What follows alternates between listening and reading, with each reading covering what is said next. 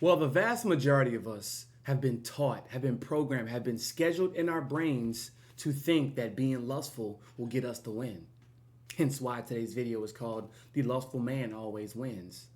You ever been in a situation around your homeboys, ladies, around your homegirls, and you can smell a situation becoming and rising to sexual heights? You know when it's about to become sexual. Somebody eyeing you a certain way, or you and your homeboys, you eyeing a group of girls a certain way, like they're the prey and you're the predator. In the moment you think high school, college, because everybody else is doing it, you subject yourself to it, right? You're thinking that they are all winners. So if you do the same guidelines and follow the same rubric as them, you'll become a winner. This is why a lot of dudes will beat their chest like gorillas about having a high body count. Like they have a mortuary or a goddamn a funeral home associated with their mind, body, and spirit. How many bodies you got, bro? How many bodies? Bro, you got to get your body count up, dog. Like you're a killer. Because ladies, vice versa, there are grown girls out here that literally will say, my whole object of sucking is to take his soul. Wow. You know what that's called spiritually? A Jezebel, a succubus. So the lustful man always wins, so he thinks. Let's break down the psychological game that lustful men think about. This is their barriers. This is their focal point. So in the beginning, they get taught that if you can knock down, like bowling pins, if you can knock down a lot of chicks, you are the man, or you are a stronger man, a bigger man, a better man, right? And if you don't, well, if you're not better by having a lot more bodies, then you are worse. You are lower if you have a lot less. So we think, so we get programmed, so we get taught. And what happens when you hit that bump in the road that you don't know how to get across? Nobody teaches you. You don't know how to ask the right questions. You don't have a mentor. You don't have somebody who doesn't have that sexual breath every time they open their mouth. You don't know what that looks like. In order to be a man, you must see a man. How many men do you have around you that you can see and admire, actually respect? Ladies, in order to be a woman, you must see a woman. You must view a woman. You must be around them. Actual women, right? Because they're out there. How many are you around that can give you a great blueprint on how to really build a family, how to have a great man, how to become a housewife, how to be unconditionally giving? Everybody want to use the word submissive, right? Well, how will you as a woman be able to submit my ideas into your life, harness them, and give the idea back to me with more power? Because remember, women give birth to things, ideas, creations, people, right? And that's the first fork in the road. So the psychological programming is, if I get a lot of bodies, then my worth as a man is higher. Wrong.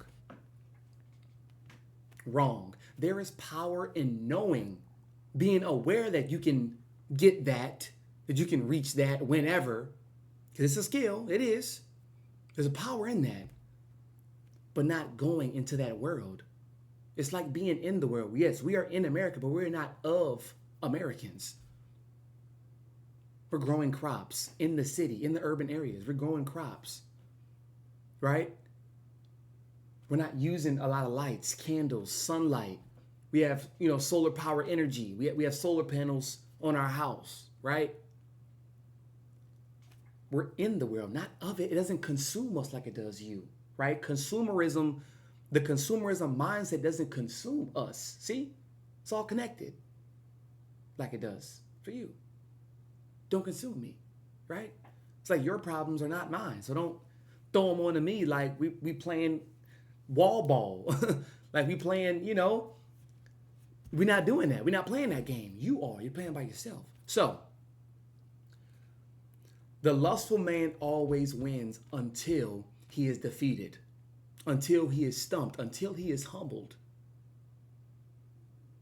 That's when the games truly begin. I'll tell a quick story.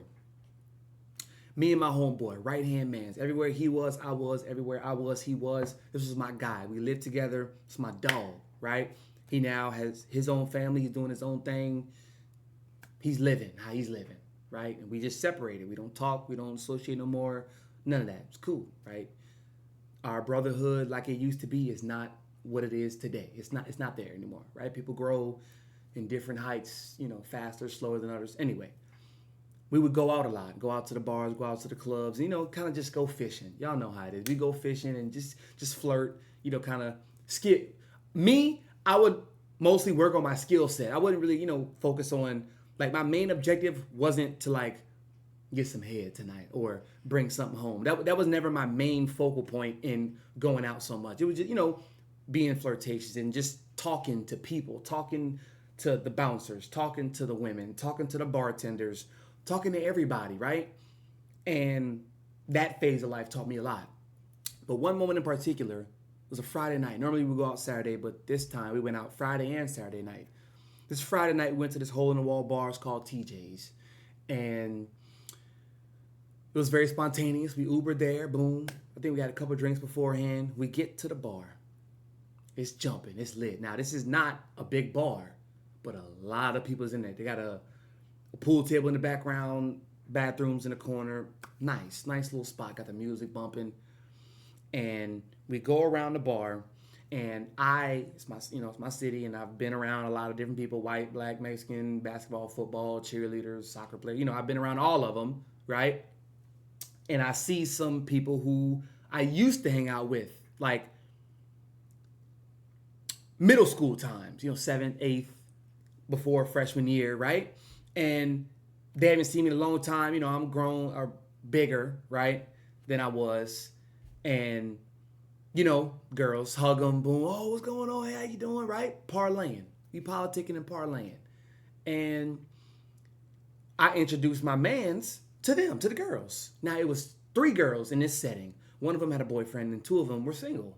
Now, the chick that he wanted and he was kind of pursuing was sweating me.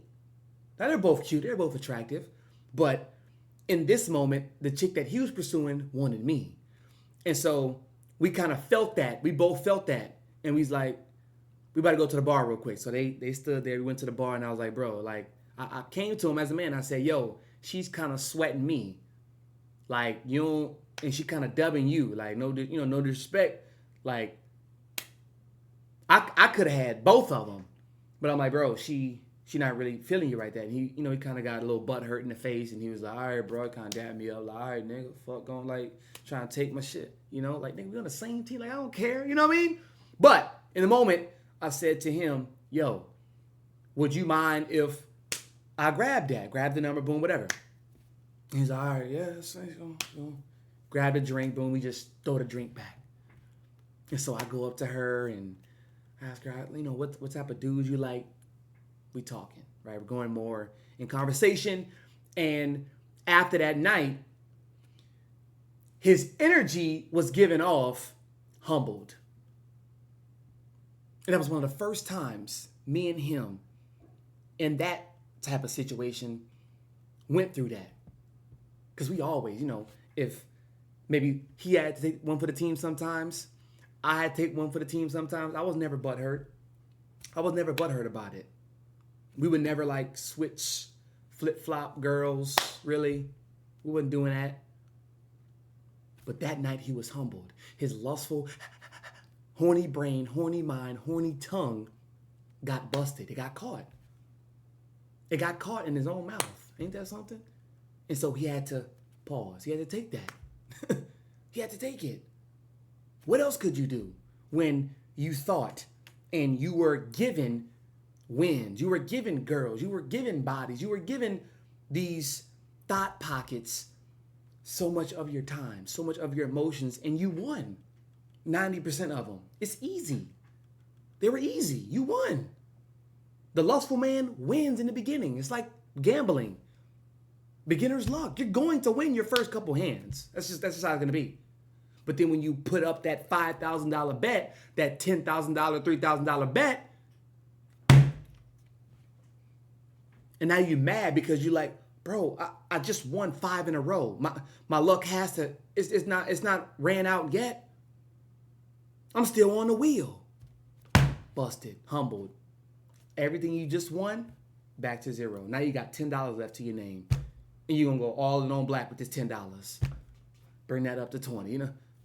So, in the brain, the lustful man thinks he's winning because he's getting far. But as J. Cole says,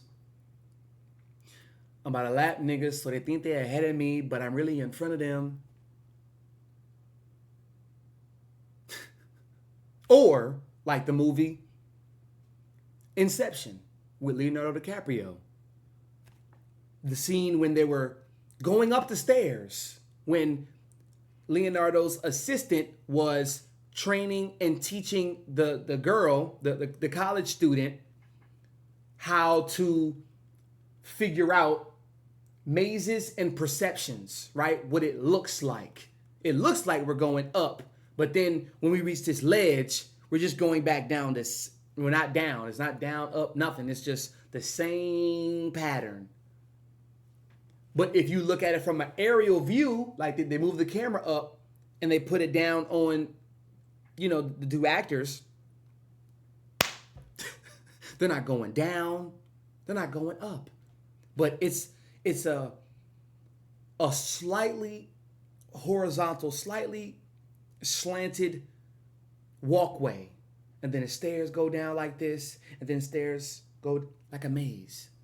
You think you're getting far by being lustful because you win in the beginning. You think that. The universe will grant you that first. And then humble the shit out of you. So to all my fellas watching, share this with a friend. Share this with a relative. And it's going to hurt them. It's going to hurt them. But you know how they live. You've watched them. You've seen them. You've probably picked up a lot of their habits into your life that you don't even really like. It's like post-nut clarity.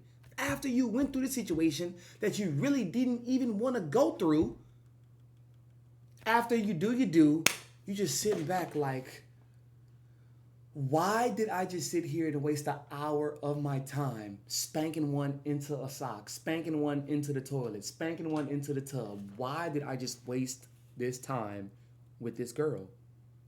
Oh my God. And you're never getting that back. Yeah, you got the experience under your belt, which is building your experimental and your experiential XP, right? It's building that. It's like money. Not all money is good money for you to take.